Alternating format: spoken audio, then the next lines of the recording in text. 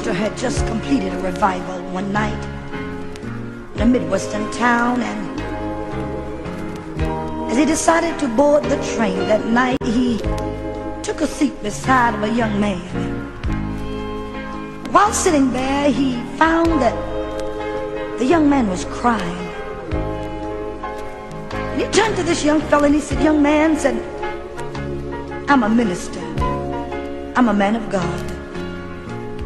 And maybe I can say something to help you and encourage you." The young fella turned and looked at the old preacher and said, "Preacher, I've been roaming this countryside for over 2 years now. I left home some 2 years ago. And while there, I gave my mother and father so many problems and so much trouble. I even had the nerve to strike my father with my fist. So my dad came to me and said, 'Son, we've got to let you go while you're breaking your mother's heart.' Preacher, here I am on this train. I wrote my mom a letter and I told her that I'd be on this train because, you see, preacher, 3 weeks ago I gave my heart to Jesus. And I told Mom I'd be on this train."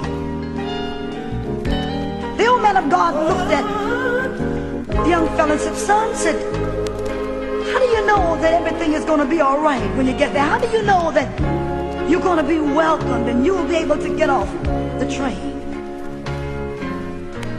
That young fella turned and looked at the man of God and he said, "Preacher, said, all of my life we've lived in a little white house that sits right beside these old railroad tracks.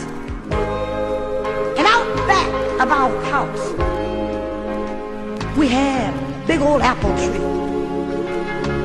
And I told my mom in the letter if it was all right for me to get off the train, to have Dad to go out back and tie a big old white rag in the tree, and I could see it from the train, and I know whether or not I could get off or not."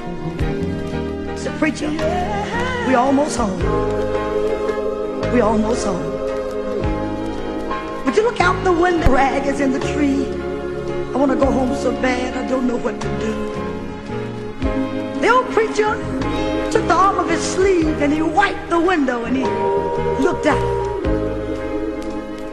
Then he turned and he looked at the young man and he said, "Son, son, well, you don't have anything to worry about.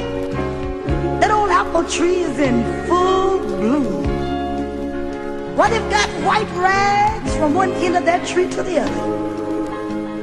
And standing down up under that tree, I see a gray-headed old mom and dad. The big old white bed sheet, and they're just waving it, saying, 'Come on home, son. Come on home.'" And you know, that's the way God is. God does not care what you've done. He does not care how long you've been in sin. You can always come home.